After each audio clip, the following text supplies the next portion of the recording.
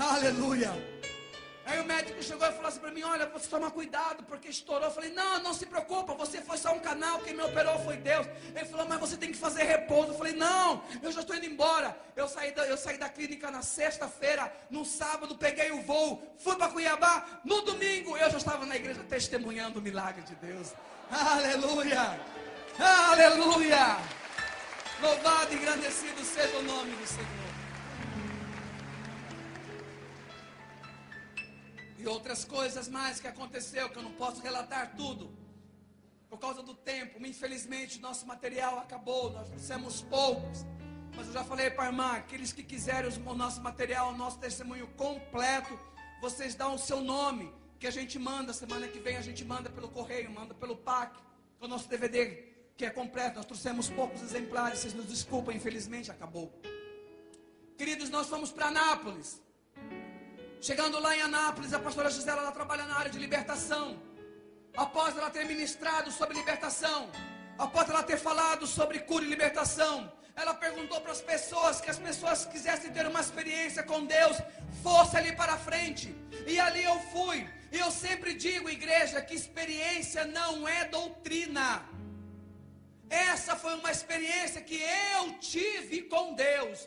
Todos nós devemos pedir uma experiência com Deus. Essa foi a minha experiência, vou deixar bem claro. Quando a pastora chamou as pessoas para irem ali à frente, eu estava ali, no meio daquelas pessoas, e os pastores começaram a orar, e os pastores começaram a clamar, e pela primeira vez Deus me mostrou em visão, Deus mostrou um bueiro muito grande, e uma mulher vermelha toda acorrentada, e quando os pastores começaram a orar, aquela mulher foi se derretendo como uma cera, e foi caindo naquele bueiro, e de repente eu vi como se uma luz tivesse saído daquele bueiro. Eu comecei a gritar, eu comecei a chorar, porque naquela noite o Senhor me libertou, naquela noite eu fui liberto do homossexualismo, para a honra e glória do Senhor Jesus. Louvado e engrandecido seja o nome do Senhor. Louvado e engrandecido seja o nome do Senhor. Quando eu voltei para Cuiabá, eu morava com a Valdete no apartamento, no 9º andar. Eu comecei a contar as experiências para ela. A sensação que eu tive era que se eu saísse da janela eu ia flutuar. Aí eu entendi, eu comecei a entender a Bíblia, eu olhava, eu lia, a Bíblia tinha um outro significado, a palavra fazia diferença na minha vida. Aí eu entendi o que diz lá em Mateus 11, do 28 ao 30, a palavra do Senhor lá no livro de Mateus, no capítulo 11, do versículo 28 ao 30, a Bíblia diz assim: vinde a mim, vós que estáis cansados e sobrecarregados, que eu vos aliviarei. Tomai sobre vós o meu jugo e aprendeis de mim, que sou manso e humilde de coração. Aleluia. Porque encontrarei descanso para a vossa alma, porque o meu jugo é suave e o meu fardo é leve. Aleluia. Jesus tirou aquele fardo que me atormentava, Jesus tirou aquele jugo que me atormentava. Queridos, aí eu entendi que ninguém nasce homossexual. Aí eu entendi, queridos, que a homossexualidade é pecado. E se é pecado, Jesus pode libertar. Se é pecado, Jesus pode transformar. Romanos, no capítulo 1, do versículo 24 em diante, a Bíblia nos diz assim: pelo que Deus os entregou, as suas concupiscências, os seus corações à imundícia, para desonrarem os seus corpos entre si. Pois mudaram a verdade de Deus em mentira, e honraram e serviram mais a criatura do que o Criador, que é bendito eternamente. Porque até as suas mulheres, deixando o uso natural, do contrário à natureza, semelhantemente também os homens, deixando o uso natural da mulher, se inflamaram em sua sexualidade, homem com homem, cometendo torpeza e recebendo em si mesmo a recompensa que convém ao seu erro. No versículo 28 de Romanos 1, a Bíblia diz assim: e como eles não se importaram mão de ter um conhecimento de Deus, Deus os entregou a um sentimento perverso. Olha o que a Bíblia diz. E como eles não se importaram de ter um conhecimento de Deus, Deus os entregou a uns sentimentos perversos. O que diz a palavra do Senhor lá em João 8,32? Conhecereis a verdade, e a verdade vos libertará. No versículo 36, se pois o Filho vos libertar, verdadeiramente sereis livres.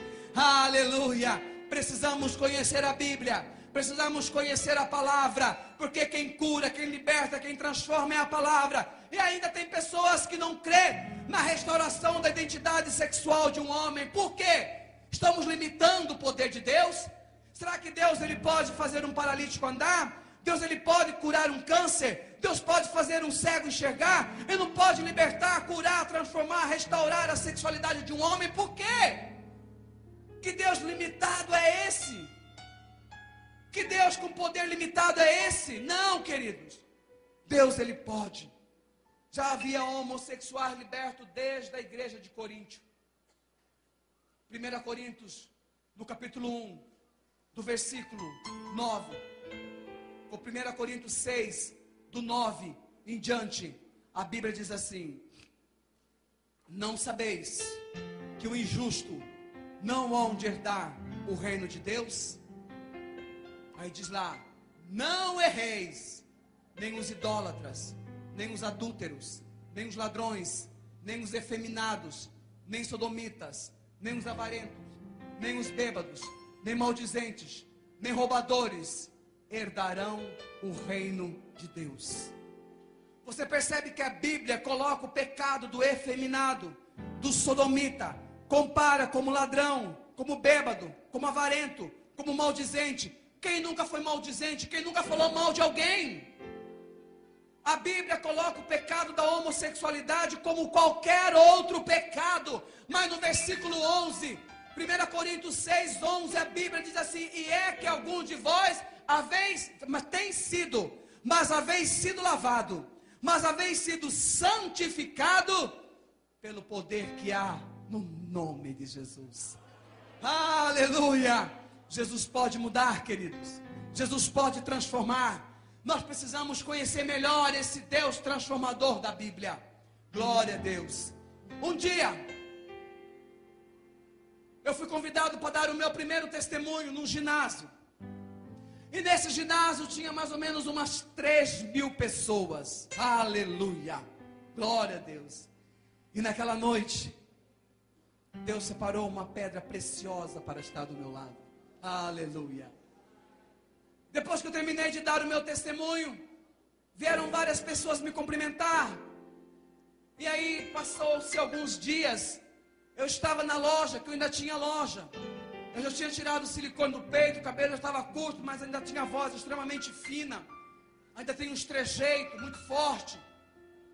E de repente chegou ali na loja uma jovem, meiga, tímida, muito bonita. E essa jovem chegou e falou assim para mim: você lembra de mim? Eu estava no seu testemunho. Eu olhei para ela e falei: não, querida, eu não lembro. Pensei comigo: como lembrar se tinha mais de 3.000 pessoas? Aí eu disse para ela assim: nós estamos orando aqui na loja. Estava eu, a minha mãe e mais uma outra, uma mãe de fé que me ajudou muito também na minha caminhada. Eu disse para essa jovem: nós estamos orando, você quer participar da oração? Pode vir. Aquela jovem entrou, participou da oração.